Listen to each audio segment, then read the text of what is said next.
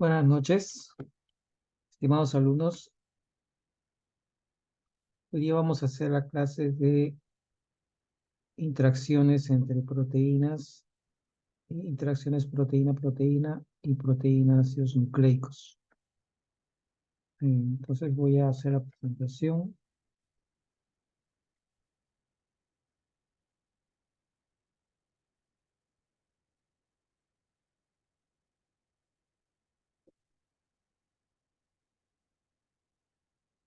Compartir la pantalla.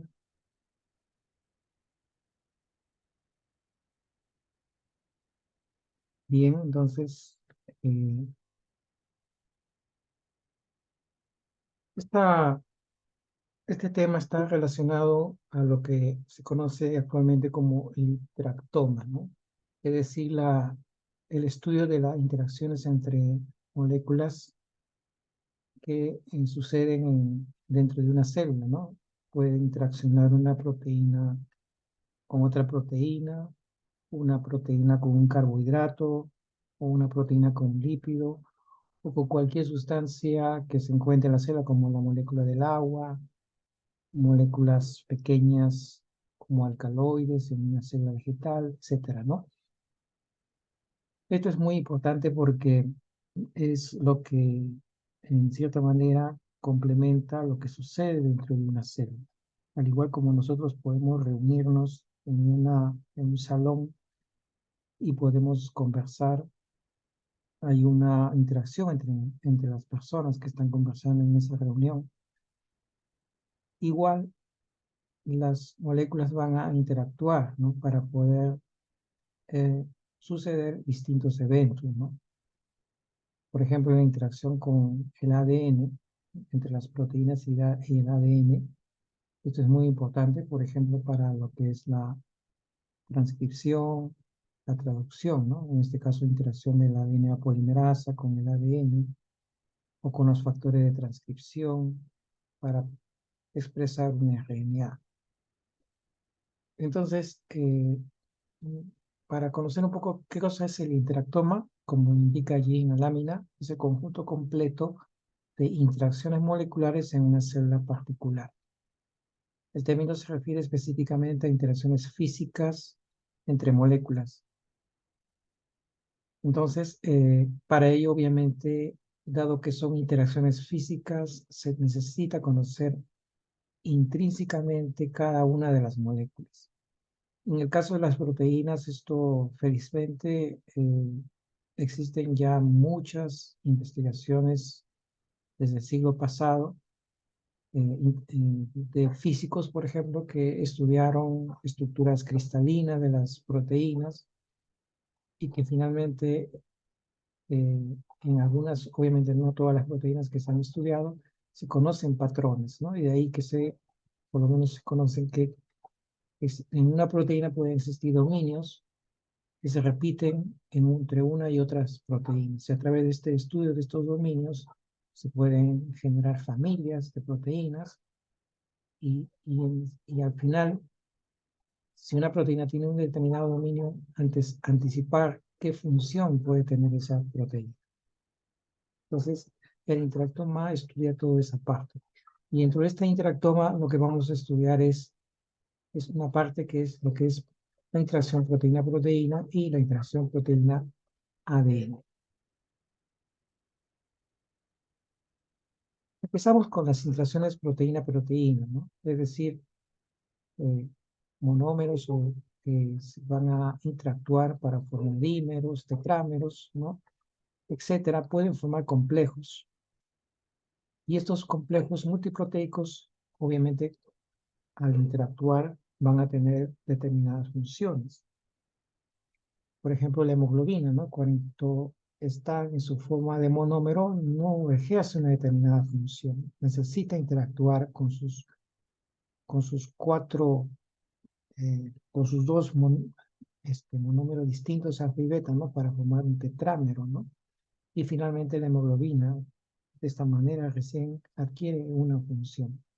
Entonces, estudiar cuál es la importancia de esta interacción, qué átomos intervienen, es muy importante. También al estudiar esta interacción proteína podemos estudiar cómo es su regulación en su funcionalidad, ¿no? Estas interacciones, cómo regulan la actividad y función de las proteínas involucradas. También, en el caso de proteínas que participan en la señalización química, también podemos entender cómo es esa señalización y de alguna forma cómo se generan esas redes de interacciones, ¿no? Una interacción proteína-proteína es el contacto físico, como ya habíamos mencionado, un contacto físico directo entre dos proteínas.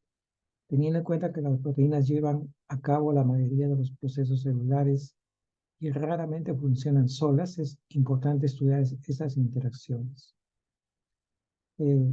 Su implicancia, pues ya sabemos, no solamente para entender cómo funcionan las células, sino que también puede llevarse un poco más allá. Saber, por ejemplo, cómo interactúan con un fármaco, eh, cómo interactúan con patógenos que provocan enfermedades, ¿no?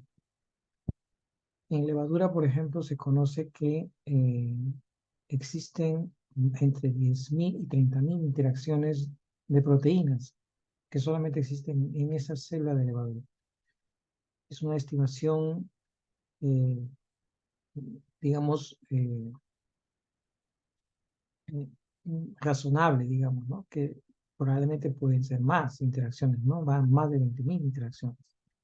Pero eso es lo que más o menos se conocen empleando los estudios de afinidad por espectrofotometría de masa y obviamente con trabajos de bioinformática.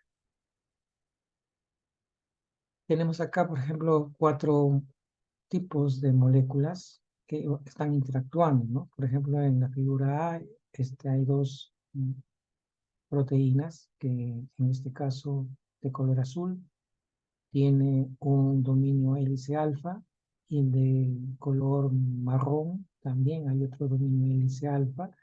Y fíjense cómo entre estas hélices son las que interactúan dejando fuera las hélices, las beta plegadas, ¿no?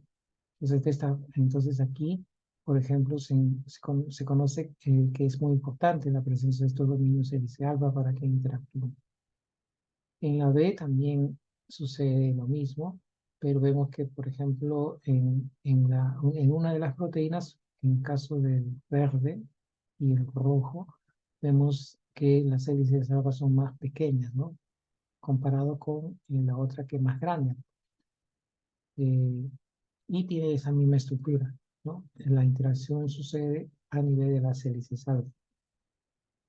Pero pueden haber otros tipos de proteínas en el cual la interacción, digamos, en A y B podríamos mencionar que es una interacción planar, ¿no? Pero en el C y en el D vemos que la interacción ocurre en varias superficies, de tal forma que se hace un poco más compleja. ¿Por qué estudiar estas interacciones proteína-proteína? Obviamente que si una proteína interacciona mal con la proteína que debería interaccionar, obviamente ocurrirán pues problemas dentro de la célula. Entonces, la importancia de estudiar estas interacciones es conocer o anticiparse por qué es que una proteína funciona mal, porque una de las bases es que está interactuando muy mal entre estas moléculas. A nivel biotecnológico esto es muy importante.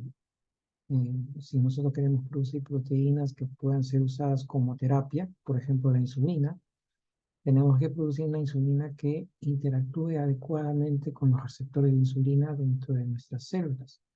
Normalmente esas insulinas provienen de bacterias y a veces sucede que estas fábricas no son tan eficientes, producen una insulina que no interactúa en forma adecuada con los receptores de insulina de nuestras células, ¿no? Y ahí donde suceden efectos colaterales no deseados, ¿no? Entonces, ¿por qué estudiar las interacciones? Podríamos resumirlo entre dos, ¿no? Para predecir la función biológica de la proteína, muy importante eso, es decir, entender si la interacción de la proteína es la culpable en que esta no funcione, por ejemplo. O que de repente si interactúan y vemos que interactúan adecuadamente y nos relacionamos con la función, podríamos agrupar a este grupo de proteínas en base a esta interacción con funciones similares. Otro sería para mejorar la caracterización de complejos proteicos y vías biológicas, es decir, estudiar más adecuadamente cómo son las vías metabólicas y generar mapas, ¿no? Mapas de interacción. Y estos mapas de interacción puedes conocerlas adecuadamente, de tal manera que si es que dentro de ese mapa hay una molécula que no está encajando, es porque esa molécula es la responsable del mal funcionamiento de la célula al haber analizado que dentro de esa red no está funcionando adecuadamente. Entonces, conocer entonces esta interacción es muy importante. Aquí vemos, por ejemplo, una serie de ejemplos de redes a partir de una proteína que está en verde, en la parte central, que es CCNT1, que interactúa con otras proteínas, como AFF1, CDK9, MET26, etcétera. No son ejemplos de proteínas que participan en el ciclo celular. Y vemos aquí, por ejemplo, que muchas de estas proteínas están interactuando con el CC1, están muy asociadas, ¿no? Justamente a este fenómeno del ciclo celular, ¿no? Por ejemplo, ciclinas, ¿no? Las ciclinas, que son las que regulan el ciclo celular, pues están relacionadas con la histona metiltransferasa, están relacionadas con factores de transcripción, los llamados protoncogenes, están relacionados con ciclina dependiente de quinasa, mediadores de ARN polimerasa, modulador de transcripción, regulación de transcripción, modulador transcripcional, posible oncoproteína si es que se encuentra mutada, ¿no? Etcétera. Entonces, vemos una serie de moléculas que están asociadas a esta ciclina, este CCNT1. Y por ahí de repente encontramos que hay una proteína que ¿no? desenfoca dentro de esta red y podríamos asociarlo a un problema patológico. De repente es el responsable de un cáncer. O de repente simplemente es una proteína que nunca la conocimos y de esta forma vamos descubriendo nuevas moléculas importantes para el ciclo celular. Podrá tener relación con la transcripción, podrá tener relación con el ciclo celular, eso ya se verá con estudios posteriores. Entonces, el estudio de las interacciones de proteínas también permite descubrir nuevas moléculas. Este es un ejemplo de iconos o figuras que se han ya popularizado entre los investigadores que estudian interacciones de proteínas, ¿no? Para poder identificarlas a través de estas figuras, los dominios que pueden tener muchas proteínas, ¿no? Como ven, hay muchas. Hay muchas, en la población de proteínas podemos encontrar dominios, por ejemplo, 1433, el dominio ABF, el dominio ANK repeat, el dominio ARN y así sucesivamente, ¿no? Cada uno de estos dominios tiene ya una figura como para poder entender mejor dentro de una proteína que pueden tener cualquiera de estos dominios intrínsecamente dentro de su estructura molecular nativa, ¿no? Por ejemplo, vemos, por ejemplo, el clase 3.3, ¿no? Es un dominio muy presente en muchos proteínas de tipo peptidofosfoserina, ¿no? ¿No? Que se encuentran, son proteínas en general ácidas, de aproximadamente 30 kilodaltos que se encuentran en linajes de los eucariotas, ¿no? También en hongos, obviamente en hongos, plantas y animales. Entonces vemos que esta estructura 1433 es muy común en muchas proteínas de este tipo. Entonces, al relacionar este tipo de dominio, eh, podemos ya intuir el funcionamiento de una determinada proteína que tenga este tipo de dominio, ¿no? Entonces, esto es muy importante porque y esto obviamente estos datos se llenan dentro de una base de datos, ¿no? Cuando nosotros empezamos a empezar a estudiar proteínas y lo máximo que conocemos es la secuencia primaria, una vez que conocemos la secuencia primaria, vamos a estos bases de datos, ingresamos nuestra secuencia y eh, podemos comparar con qué proteína se podría asociar e inmediatamente incluso conoces cuál sería su estructura terciaria. ¿Por qué? Porque estamos comparando con dominios que están presentes en esas bases de datos, ¿no? Entonces, ahora por eso es muy importante que todos esos datos se vayan incluyendo dentro de esas bases de datos y se hace mucho más factible conocer con anticipación una proteína en estudio, ¿no? Este es otro ejemplo. Este es un ejemplo de proteínas que tienen un dominio SH2 y aquellas proteínas que tienen ese dominio SH2 es porque allí existe una unión fósforo-tirosina. O sea, todas las proteínas que tengan esto tienen una reacción tipo fosfotirosina, ¿no? Eh, Vemos acá en la parte izquierda ejemplos de qué tipo de proteínas pueden tener este dominio SH2. Pueden ser proteínas adaptadoras, pueden ser proteínas quinasas. Por ejemplo, el, el receptor de insulina, por ejemplo, es un tirosina quinasa, ¿no? Y tiene dominios SH2. Pueden ser fosfatasas, pueden ser moléculas de señalamiento tipo RAS, ¿no? Y así pueden realizar ubiquitinación, realizar regulación citoesquelética, etc. Entonces, este tipo de dominio es está muy presente en muchos tipos de proteínas, ¿no? Como indica aquí, son módulos de más o menos aproximadamente 100 aminoácidos que se unen a motivos peptídicos que contienen fósforo específico. Los dominios SH2 convencionales tienen un bolsillo conservado que reconoce la proteína de tipo Y y un bolsillo más variable que une de 3 a 6 ácidos C-terminales a esa proteína, ¿no?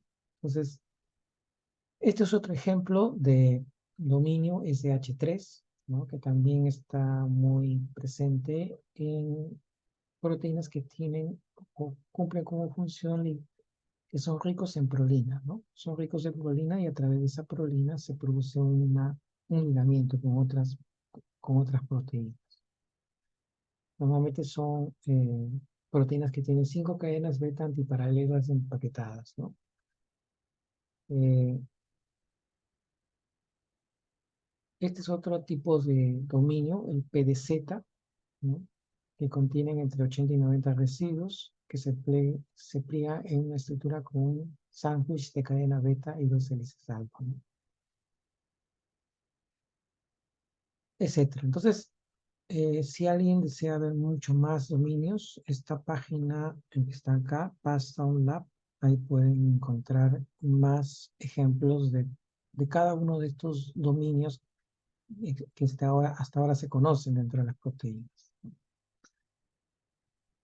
¿Cuántos tipos de interacciones proteína-proteína existen? Bueno, un autor, Akun Oskabakhan, en el año 2011 publicó un artículo en el cual señaló los tipos de interacción de proteínas, ¿no? Y los definió basadas en afinidad y basadas en la estabilidad, ¿no? Basadas en la afinidad, habían interacciones obligadas y interacciones no obligadas, ¿no? Y dentro de las interacciones no obligadas, basadas en estabilidad, algunas serían interacciones permanentes y otras no permanentes, ¿no? Y dentro de las interacciones no permanentes, algunas podrían ser una interacción fuerte, no permanente, o débil, no permanente, ¿no? De esa manera lo clasificó y para, digamos, un poco entender o realizar los estudios. Obviamente que todos estos involucran estudios físicos, ¿no? De cristalografía, de cromatografía de afinidad, espectrofotometría de masa, datos, y por el cual al final uno, basándose en este tipo de clasificación, nos puede más ayudarnos, ¿no? A entender cómo sería ese tipo de proteína, ¿no? Por ejemplo, en el caso de afinidad, basada en el caso de afinidad, este, eh, se refiere básicamente a que qué tan afín puede interactuar una proteína con otra proteína. Los ejemplos más claros son el caso de enzimas que actúan sobre otras con un sustrato que es proteína, ¿no? Y se pueden medir a través de Km, de la constante de Michaelis, ¿no? Cuanto el Km más pequeñito, obviamente más afín. Menos afín serían cuando el Km es más grande, ¿no? En cuanto a estabilidad, básicamente es ya presencia de enlaces que puedan estar presentes, cuántos puentes de hidrógeno estabilizan esa interacción, cuántos si son enlaces no covalentes, como los enlaces iónicos, o enlaces de interacciones, como enlaces hidrofóbicas, etcétera, ¿no? Ya son otro tipo de mediciones. ¿Ok? Entonces, dentro de esa clasificación que realizó Akuner y Oscar Babacán, por ejemplo, se pueden ya dilucidar complejos homo-oligoméricos y hetero-oligoméricos, ¿no? ¿Qué son los complejos homo-oligoméricos? Vienen a ser, se refiere básicamente al monómero en sí de la proteína, ¿no? Es decir, por ejemplo, el caso del citocromo C. El citocromo C es la unión de dos proteínas o, o dos monómeros de proteínas similares para formar un dímero, ¿no? Entonces, y vemos cómo interactúan ese se conoce en forma de un dímero, ¿no? Entonces, ese es un complejo homo-oligomérico. Homo significa igual y significa pues, que la cadena oligomérica son iguales, ¿no? En cambio, en el caso del heterodímero o los heterooligoméricos, cuando son proteínas cuyas cadenas son distintas, ¿no? Vemos acá, por ejemplo, el caso de un anticuerpo antígeno HIG5 y la lisocima, ¿no? Acá vemos que el anticuerpo es una molécula muy distinta y la lisocima es, digamos, un monómero, ¿no? Y digamos que aquí se han formado dos interacciones que no se, digamos, solamente se unen en ciertas áreas nada más, en forma permanente, y en otras no permanente, ¿no? Otro ejemplo de una interacción heterodímera podría ser el caso de la hemoglobina, ¿no? Recuerda que es 2 alfa y 2 beta. Es un ejemplo de una interacción heterooligomérica. En el caso de complejos obligados y no obligados, se refiere a por el grado de afinidad. Por ejemplo, el caso del represor P22A necesita formar un homodímero para unirse al DNA. Es decir, obligadamente, para que interactúe con el DNA, esta proteína P22, tiene que formar un homodímero. No tiene que formar un homodímero. Entonces, esto se puede clasificar como un complejo obligado. En cambio, un complejo no obligado es aquel complejo con, por ejemplo, la proteína Rho, que es de color verde, y el ROCAP, que es de color rojo. En este caso, estas proteínas van a interactuar, pero momentáneamente, en forma temporal, digamos. Los complejos no obligados, por lo general, son aquellas proteínas que participan en señalización de células, ¿no? En la transmisión de señales, porque la interacción es simplemente momentánea, temporal, ¿no? En cambio, aquellas interacciones que sean permanentes, para que funcionen, se le considera como obligado. Complejos transitorios y permanentes, ¿no? Tenemos, por ejemplo, el heterodímero permanente no obligado, que es el que está formándose estas dos proteínas de rojo y su inhibidor, ¿no? Por ejemplo, una enzima que interactúa con un inhibidor o un anticuerpo con un antígeno, por ejemplo, un antígeno que tenga naturaleza proteica. Son complejos permanentes obligados, ¿no? Se le considera como permanentes obligados. En cambio, un complejo transitorio es el caso del dibujo de una proteína G bobina, que es de verde, que se une a la subunidad G beta gamma de color naranja, ¿no?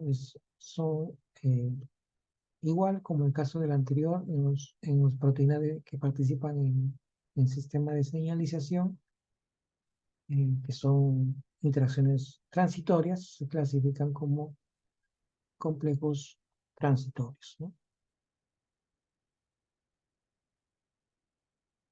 Entonces, basados en ese tipo de clasificación que hemos mencionado, cuando un investigador empieza a estudiar su proteína de estudio, eh, y al evaluar, obtener datos, por ejemplo, datos cinéticos, y va a ir clasificando si es un complejo homodímero o un complejo oligoheterodímero, un complejo transitorio o permanente, ¿no? Y así va clasificándolo, cómo es esa interacción.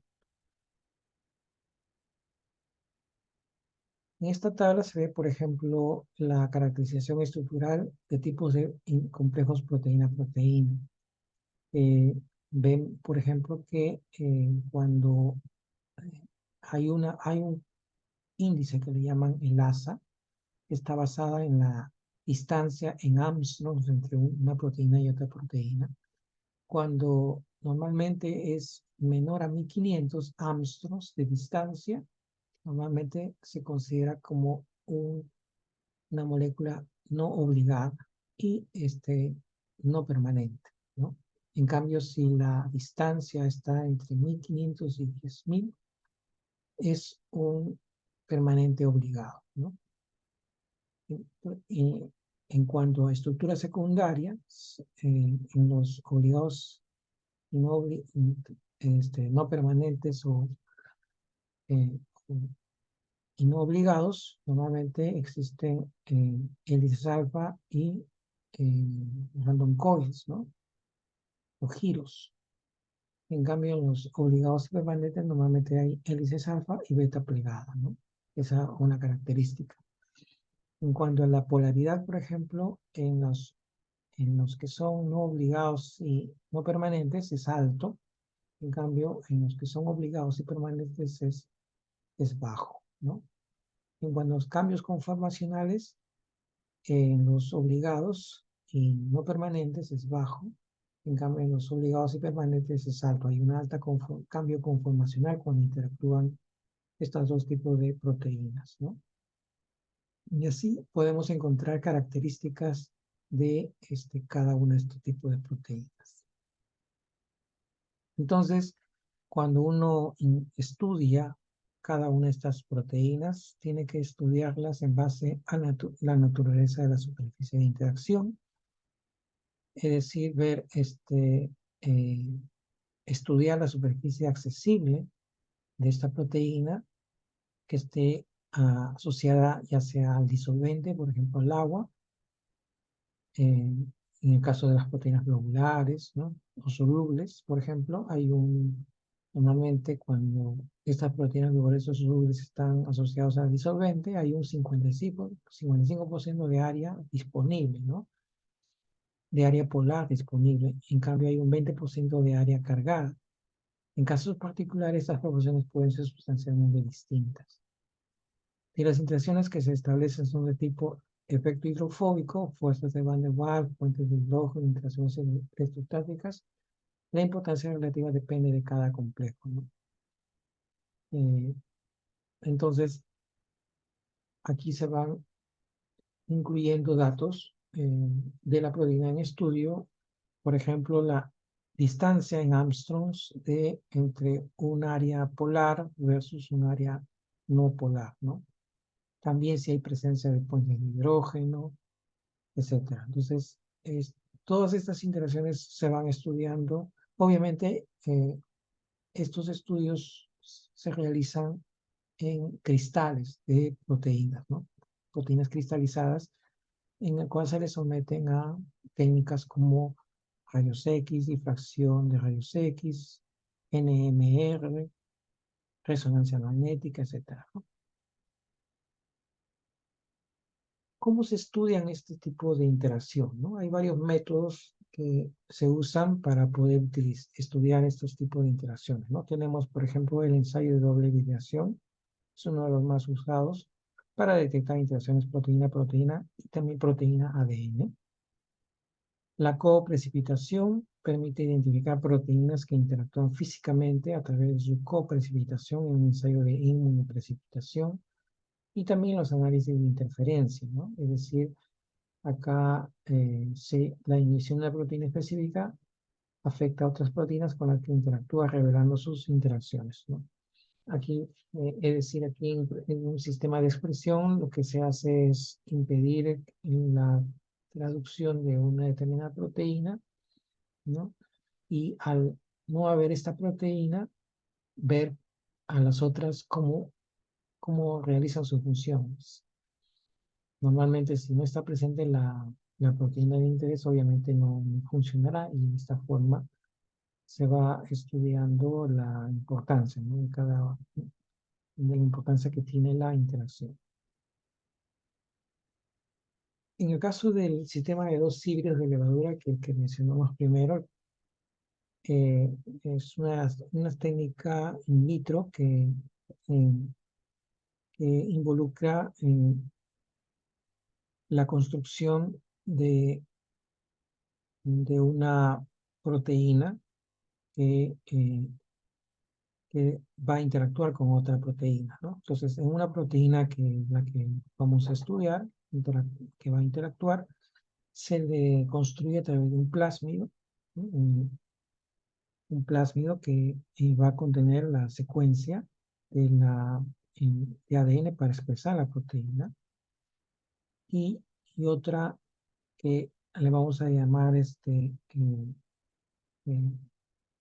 el plásmido VAL y el otro plásmido pre o la presa, digamos, que va a expresar otro tipo de proteína, ¿no? Les decía, acá tenemos dos proteínas, uno que expresa, como dice la figura A, un AD, que significa dominio de activación, y otro que va a expresar un DVD, ¿no?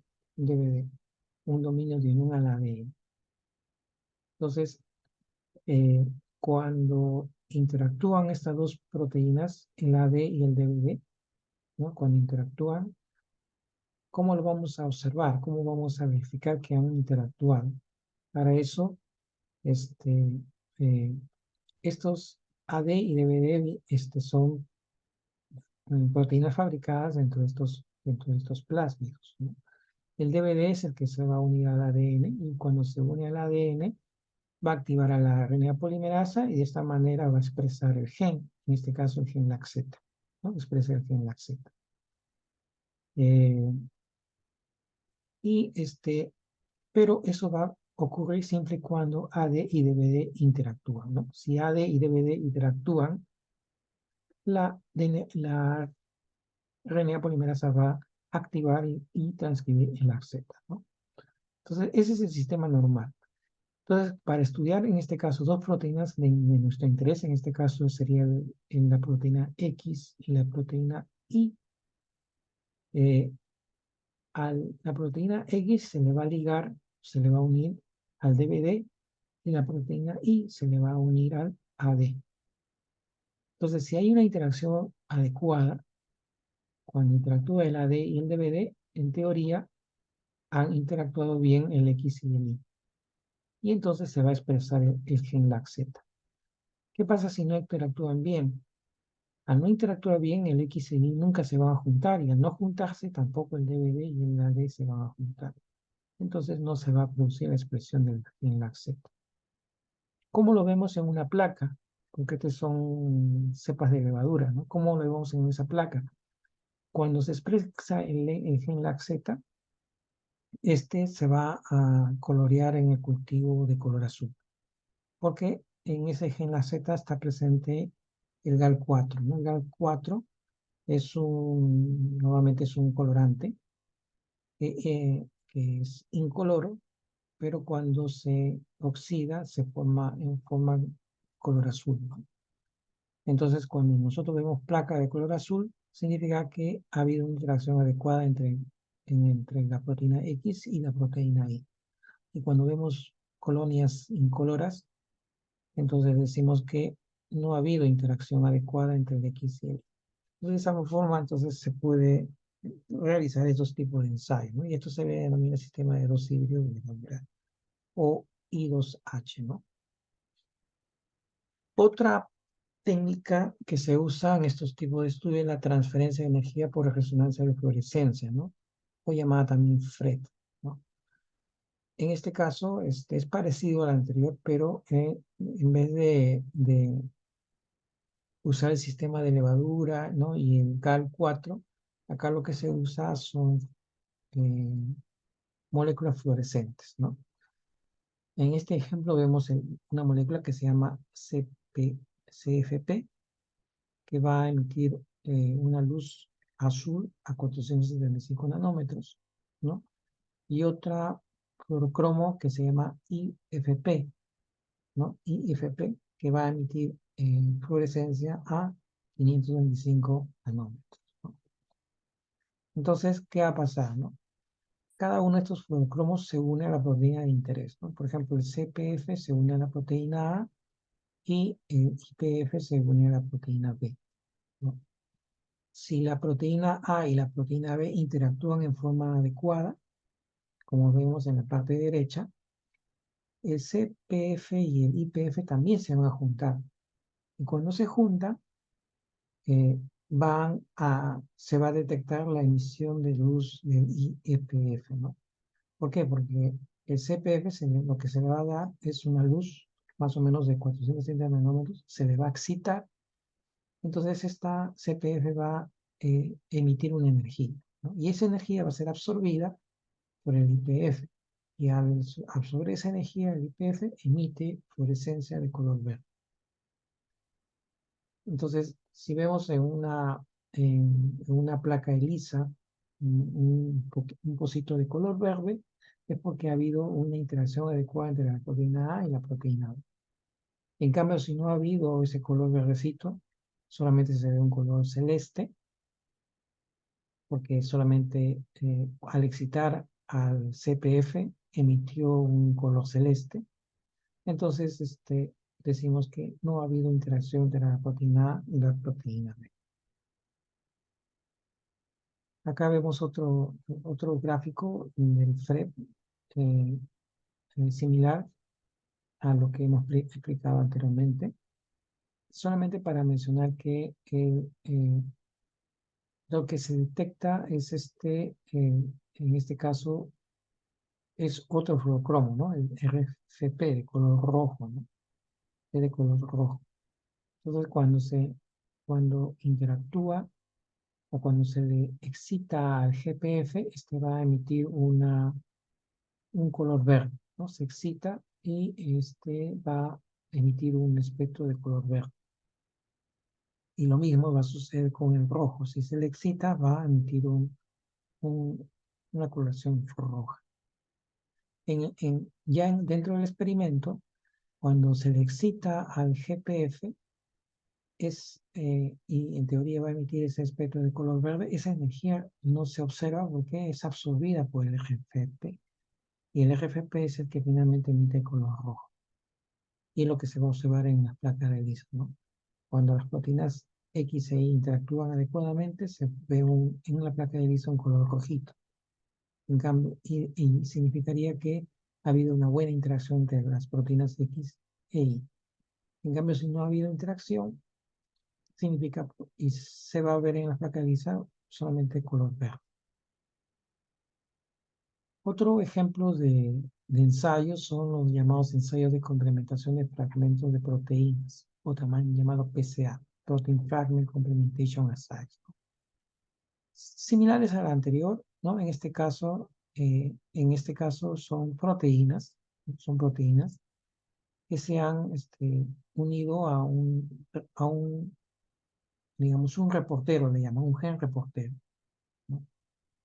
Este, eh, Por ejemplo, en este caso tenemos el POI1, que es la proteína de interés, que va a interactuar con el POI2, que normalmente es una proteína eh, que va, digamos, emitir luz, ¿no? Que va a emitir luz. Cuando están separados, obviamente no emite luz. Entonces, el gen reportero 1 está unido al POI1 y el gen reportero 2 está unido al POI2.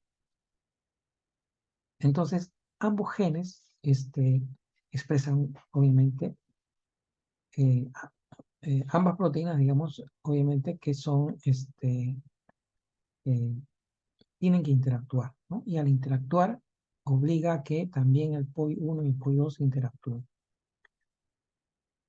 Cuando eso sucede, esta interacción va a suceder que se emita una fluorescencia, ¿no? Normalmente el POI1 y el POI2 es los componentes de una proteína, por ejemplo, la luciferasa.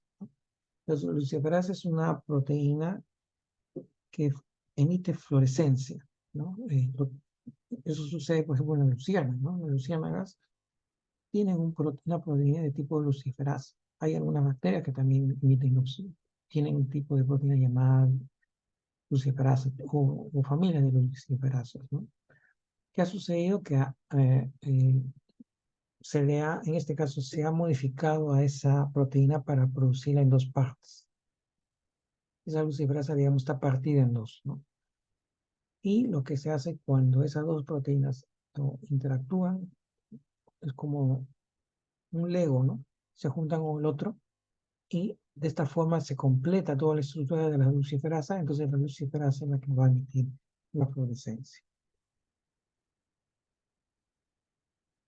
Hay varias en realidad métodos, no se han mencionado algunas, pero es solamente para indicar, ¿no? Por ejemplo, ya hemos mencionado el sistema de dos híbridos de levadura. Hay otros llamados, por ejemplo, el sistema de ruptura con ubiquitina.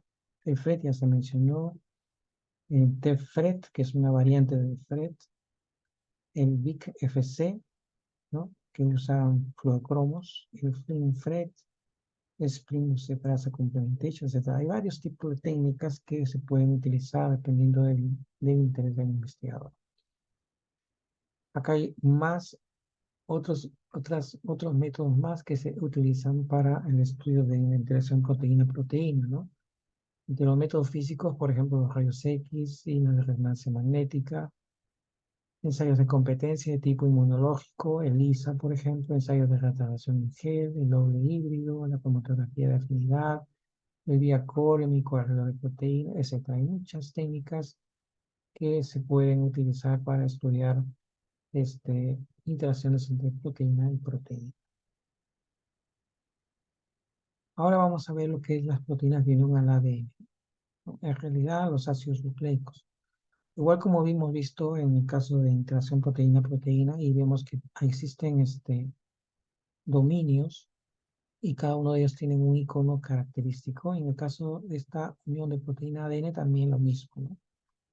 También se han identificado ciertos dominios de las proteínas importantes que van a interactuar con el ADN, ¿no?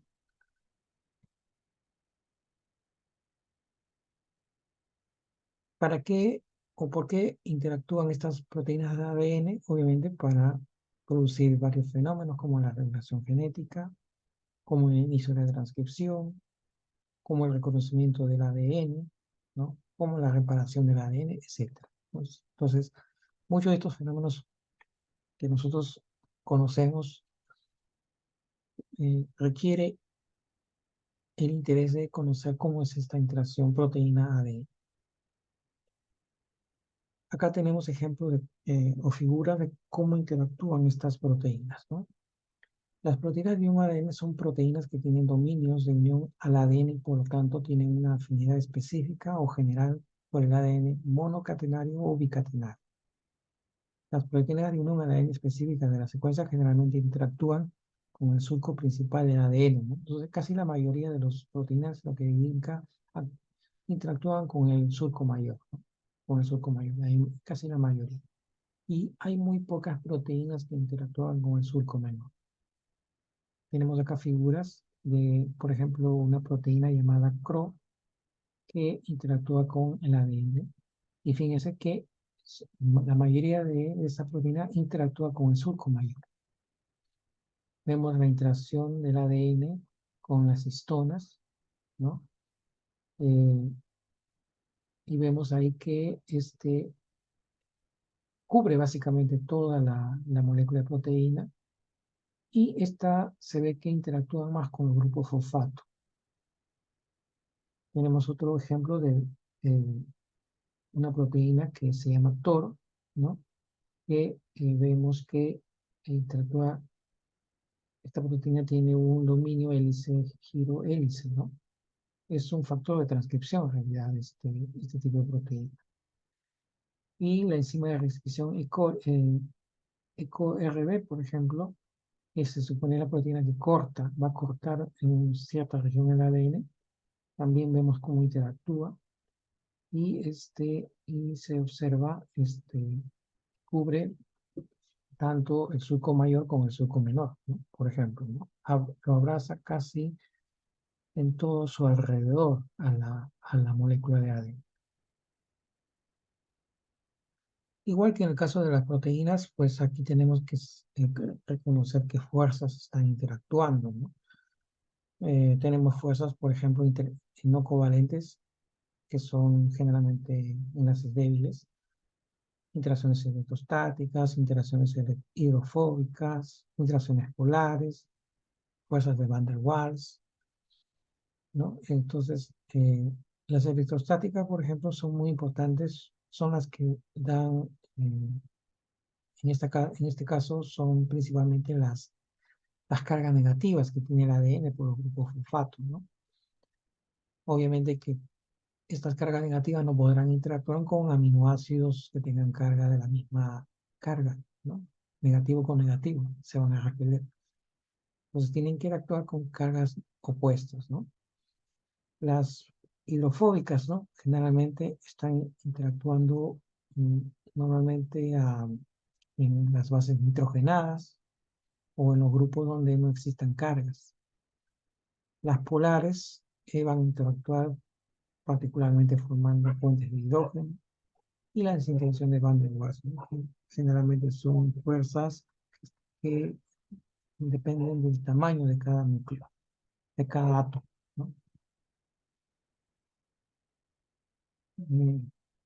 Bueno, acá vemos ejemplos de cómo es esta interacción formando puentes de hidrógeno, ¿no? Tenemos, por ejemplo, una adenina que interactúa con una timina formando dos puentes de hidrógeno y que a su vez eh, eh,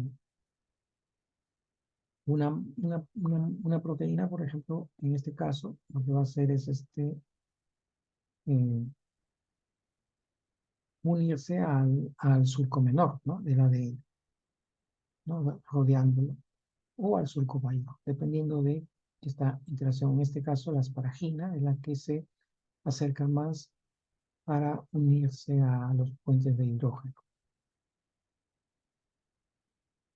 Eh, Igual que en el caso de las proteínas, hay interacciones permanentes, hay interacciones transitorias, dinámicas, Ejemplos son las topoisomerasas de tipo 1, ¿no? Que eh, van a interactuar con el ADN en varias veces, ¿no?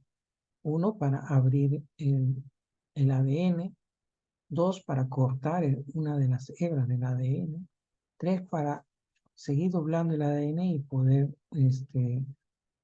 lidiar el superenrollamiento que tuviese. Y luego finalmente unirlas, ¿no? Unir las hebras, ¿no? Entonces, normalmente esta interacción es transitoria, dinámica. Dependiendo, obviamente, con qué tipo de proteína interactúa con el ADN, hay que considerar, pues, que en el caso del ADN es una hebra de doble hélice, ¿no? Y por lo tanto, para la proteína va a ser un desafío reconocer eh, a esta estructura, que es generalmente una estructura homogénea, ¿no? Homogénea.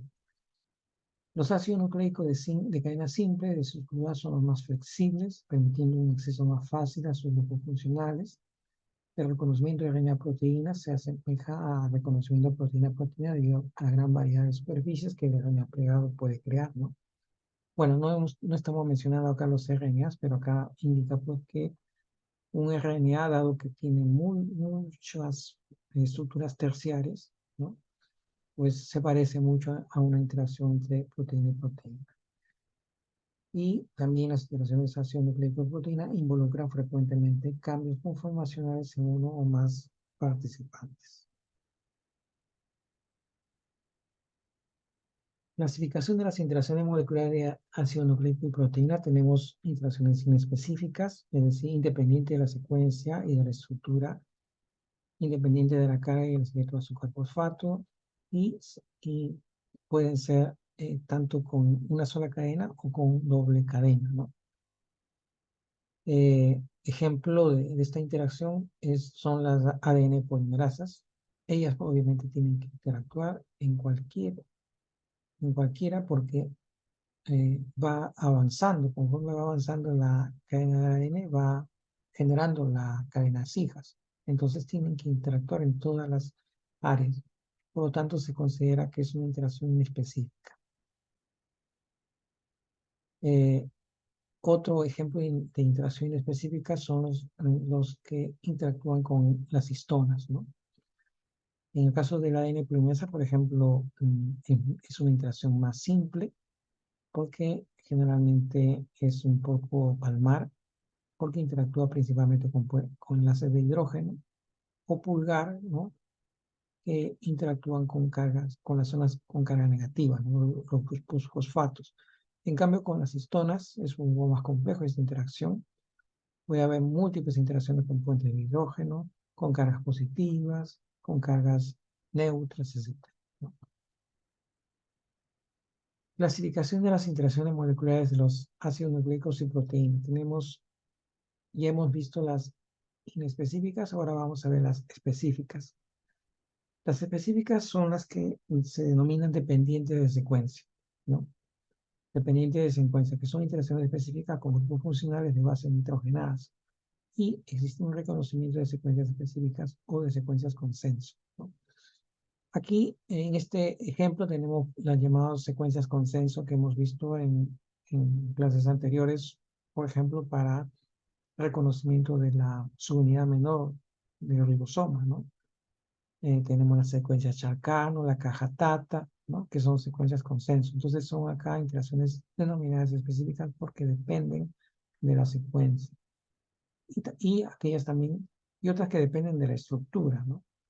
Que es el caso de cuando el ADN tiene o adquiere una estructura conformacional diferente y por lo tanto la proteína lo reconoce, ¿no? Pueden que tenemos un ADN, por ejemplo, puede tener en un momento dado un ADN de tipo B, otro un tipo de ADN tipo Z, un ADN de tipo A. Entonces, estos cambios estructurales de tipo B, A, Z eh, pueden ser reconocidos por las proteínas que interactúan, ¿no? Acá tenemos, por ejemplo, secuencias consenso que algunas proteínas reconocen, ¿no? El caso de bacterias, por ejemplo, el represor LAC tiene esta secuencia consenso. Y de esta forma, la RNA polimerasa, por ejemplo, no va a poder, si es que se encuentra un represor LAC ahí fijado, no va a poder producir la transcripción, ¿no? Entonces, el represor LAC reconoce esa secuencia y ahí es donde se va a fijar.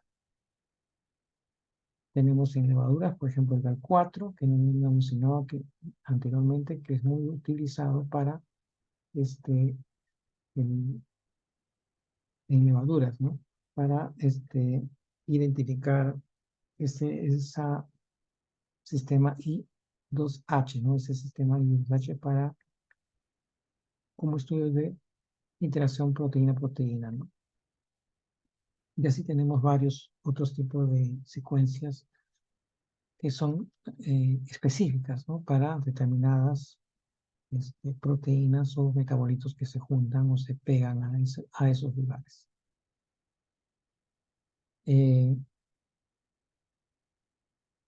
Lectura directa por dominios de unión al ADN, ¿no? Acá en este caso es muy importante los surcos mayores y menores. Entonces, dependiendo de estas presencias de surcos mayores y menores en el ADN, pueden haber lugares donde hay mayor prevalencia de receptores de enlaces de hidrógeno. Los sitios A, por ejemplo, que se ven en la figura, son lugares donde hay mayor predisposición de formación de enlaces de puentes de hidrógeno. En los lugares donde está el D, son generalmente donadores de enlaces de hidrógeno. Donde están los H, son hidrógenos no polares. Y donde está M, son grupos metil. Entonces, las proteínas, al interactuar, tienen que conocer o reconocer estas áreas.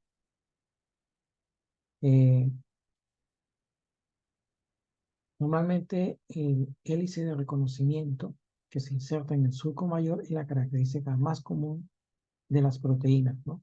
Que se unen de manera específica al ADN. Es lo que dije anteriormente, ¿no?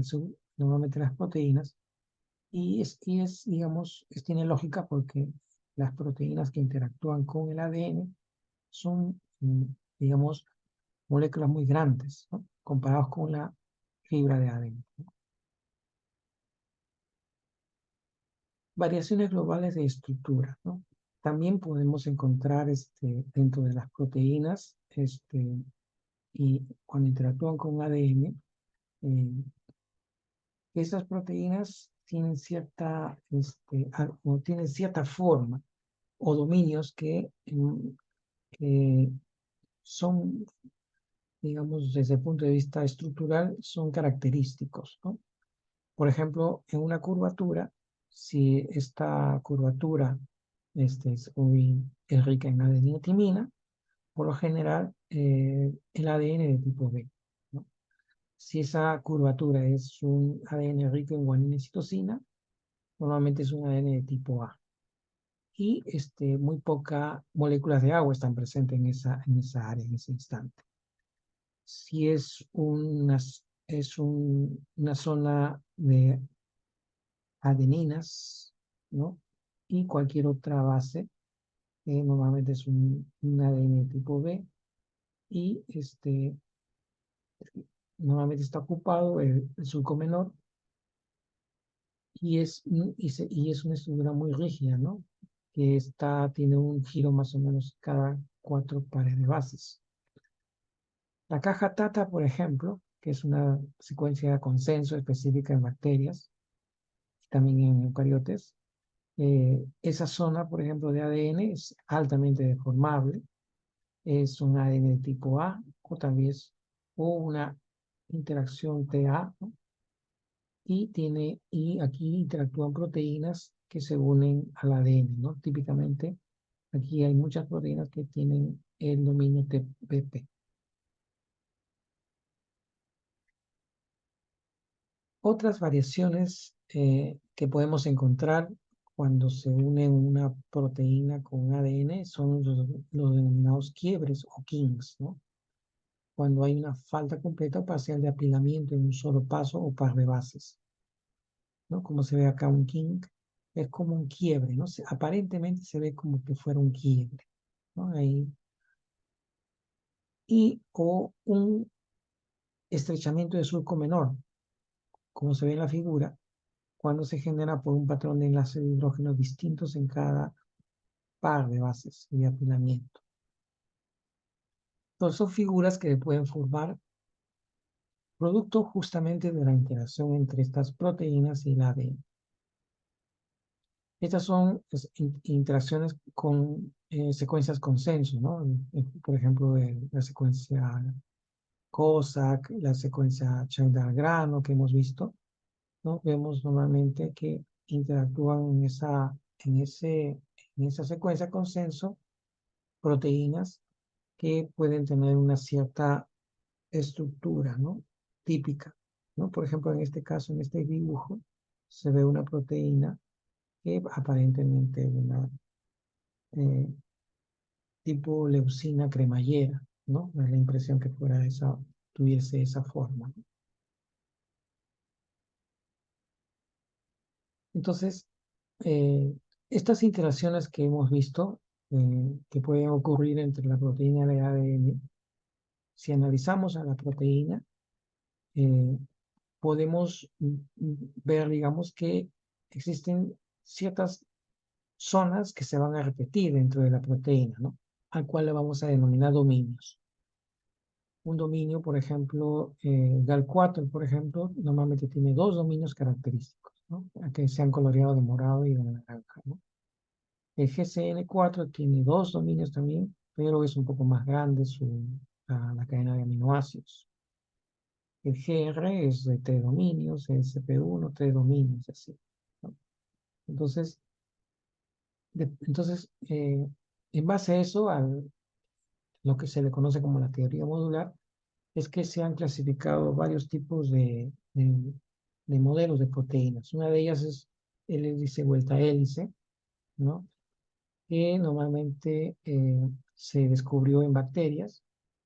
Ese motivo hélice giro hélice se encuentra comúnmente en las proteínas represoras, ¿no?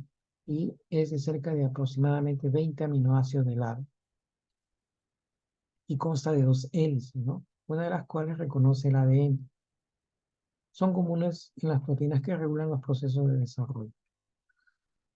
Acá tenemos más ejemplos de ese hélice giro hélice. Otro dominio característico es el cremallera de leucina. Es un dominio que está presente justamente el aminoácido leucina, ¿no? En cada 7 aminoácidos, ¿no? Cada 7 aminoácidos encontramos el aminoácido leucina. Y entonces ahí son hélices alfa, ¿no? Que se van a formar, son hélices alfa y en forma de cremallera, ¿no? Da la impresión que fuera un cierre, ¿no? Por eso que le llaman cremallera. Es decir, los dientes es como que estuvieran los dientes de una cremallera, ¿no? Tenemos más figuras para que se forme justamente esta cremallera, en realidad son proteínas que actúan en forma de dímeros, ¿no? Y tienen aminoácidos, 7 aminoácidos que se repiten, ¿no? En este caso de A G se repiten esos aminoácidos. Otro dominio conocido es el hélice bucle hélice, ¿no? Que se encuentran en algunos factores de transcripción y se caracterizan por tener hélices alfa, ¿no? Conectados por un lazo. Normalmente es una hélice generalmente más pequeña debido a la flexibilidad del bucle y permite la dimerización doblando y embalaje contra otra hélice. ¿En qué se diferencia con la cremallera de leucina? En que básicamente los segmentos de nitrógeno y con los extremos, ¿no? De nitrógeno y carboxilo no son parte de las mismas hélices, sino que son dos hélices separadas que se conectan por un loop o bucle. Los dedos de zinc es otro tipo de dominio característico. Se emplean, se llaman dedos de zinc porque participa un ion zinc, ¿no? Están presentes generalmente en eucariotas. Existen distintas familias de estos dominios que se definen por el tipo de cisteína o histidina que tengan, ¿no? Y rango de aminoácidos que median la coordinación tetraédrica del zinc y por tanto el desplegamiento general del dominio.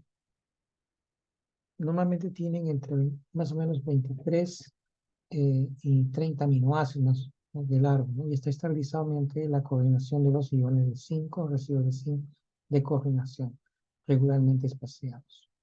La clase más común de zinc es de llamado cis2 his2, ¿no?, que coordina un ion de zinc solo y consiste en una hélice de reconocimiento de una hoja beta de 2 hebras. Tenemos otra figura más de zinc. Hay diferentes familias, ¿no? Los dominios más estudiados son cis2 con histidina o cisteínas y con GATA, ¿no? Otros dominios también son los de enlaces de lazos beta, ¿no? De lazos beta, que están presentes en procariotas y bacteriófagos. Y en el caso de eucariotas, en algunas proteínas de ligamiento al ADN, ¿no?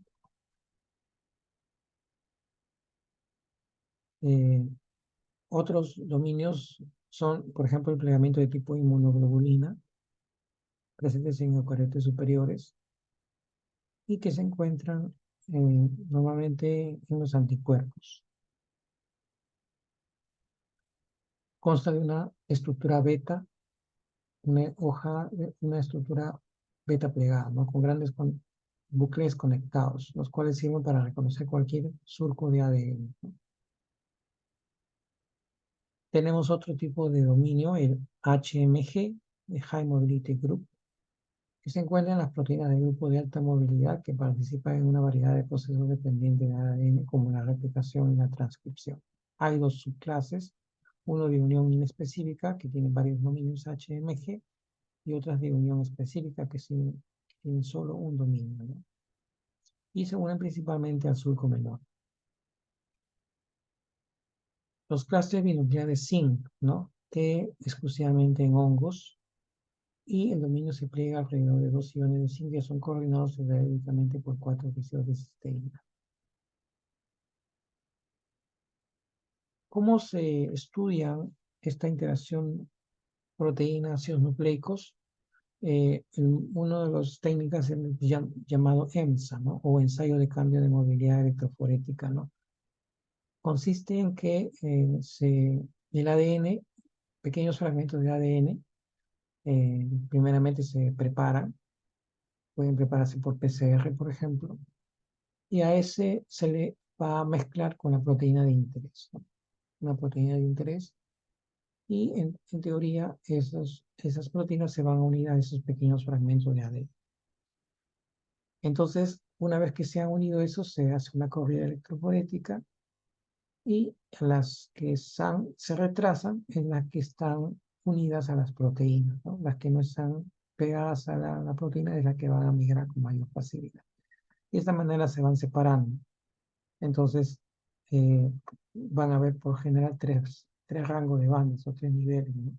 Los que no están unidas con la proteína, que le llaman el free proof o libre de sonda, los que tienen un ligero cambio, ¿no?, y los que tienen un supercambio, ¿no? Entonces, podemos, dependiendo de lo que estudiemos, podremos recoger la banda las bandas intermedias y luego hacer técnicas de purificación de proteínas para poder saber qué proteína es la que se ha ligado a esa secuencia de ADN, ¿no? Y de esta manera, una vez purificada la proteína, la cristalizamos y le hacemos todas las técnicas físicas que conocemos. Luego tenemos marcadores de ADN que se pueden utilizar, por ejemplo, a este AMSA. Por ejemplo, ¿cómo le detectamos? Pueden ser el marcado puede ser un radioisótopo y por lo tanto se puede detectar por radiografía. Se pueden usar fluorocromos, por lo tanto se detectan con fluorescencia. Pueden usar biotina, por lo tanto se detectan por quimioluminiscencia, ¿no? Normalmente los que utilizan fosfato 32 es porque básicamente por su es más barato, ¿no? Y, y su sensibilidad es menor entre 10 a 18 moles y no introduce estructuras artificiales. Otra técnica es el DNA Electrophoretic Mobility Shift Assay, que es el que hemos visto en el caso de proteínas, EMSA, y tiene la fortaleza de detectar proteínas de unión a ADN de baja abundancia realizados. Test de afinidad de unión a través de análisis lineal, que son administracional, y en seno reactivo es posible usando biotinas o ADN marcadas con fluorescencia. La limitación es porque analiza interacciones de proteína DNA in vitro, ¿no? Y es muy difícil cuantificar. Solamente son estudios in vitro, en vivo no se puede hacer. Para hacer análisis en vivo hay otras técnicas, por ejemplo, el híbrido único de levadura, similar al que hemos mencionado en el caso de proteínas. En el caso de proteínas es el I2H, ¿no? En el caso de ácidos nucleicos es el I1H. Aquí es similar.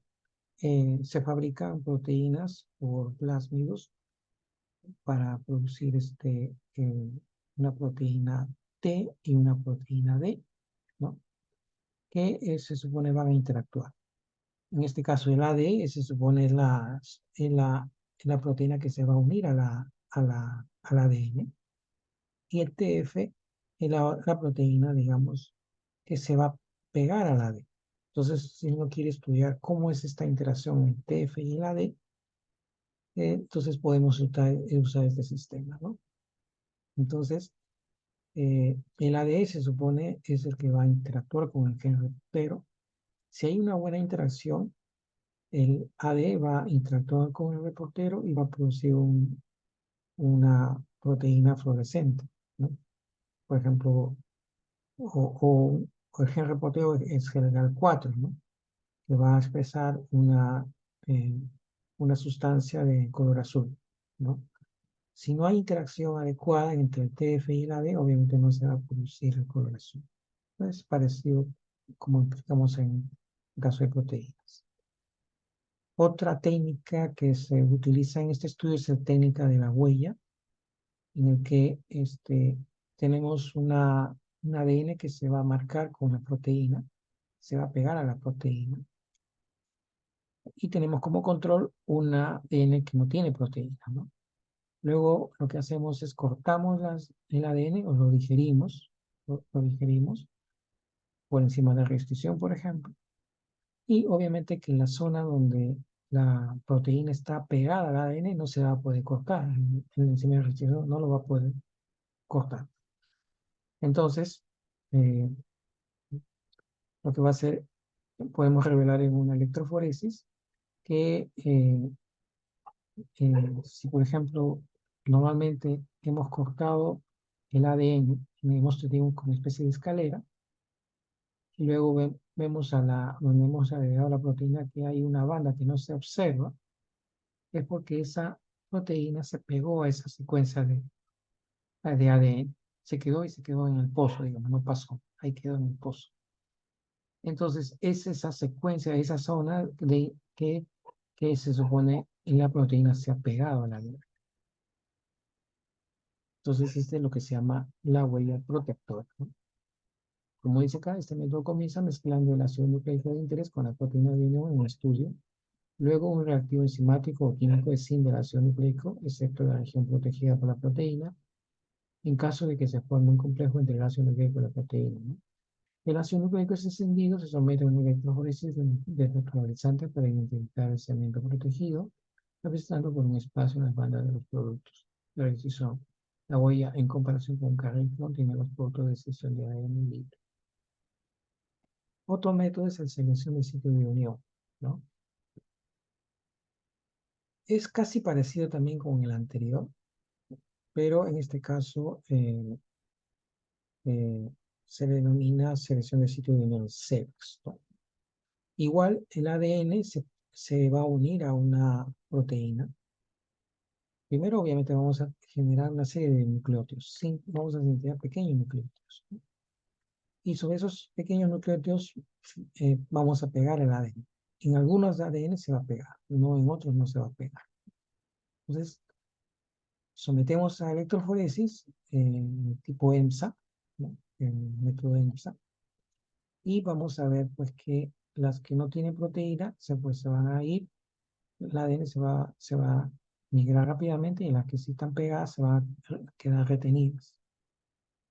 Entonces, esa que está retenida simplemente cortamos el gen y vamos a obtener qué secuencia del ADN es el que se ha pegado a la proteína y a la misma proteína que se ha pegado la vamos a estudiar, ¿no? Entonces, es una técnica entre la anterior y el EMSA, ¿no? Bueno, hay otra técnica que no la he colocado aquí, pero es también la llamada tecnología chip, en el cual eh, mm, el ADN lo vamos a fragmentar por sonicación y lo mezclamos con, con las proteínas, ¿no? Para eso, obviamente, vamos a utilizar, para detectar la proteína, vamos a utilizar anticuerpos.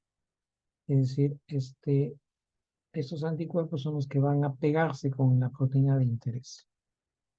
Entonces, las proteínas que están pegadas con ese anticuerpo son las que vamos a separarlos por un EMSA, por ejemplo, ¿no?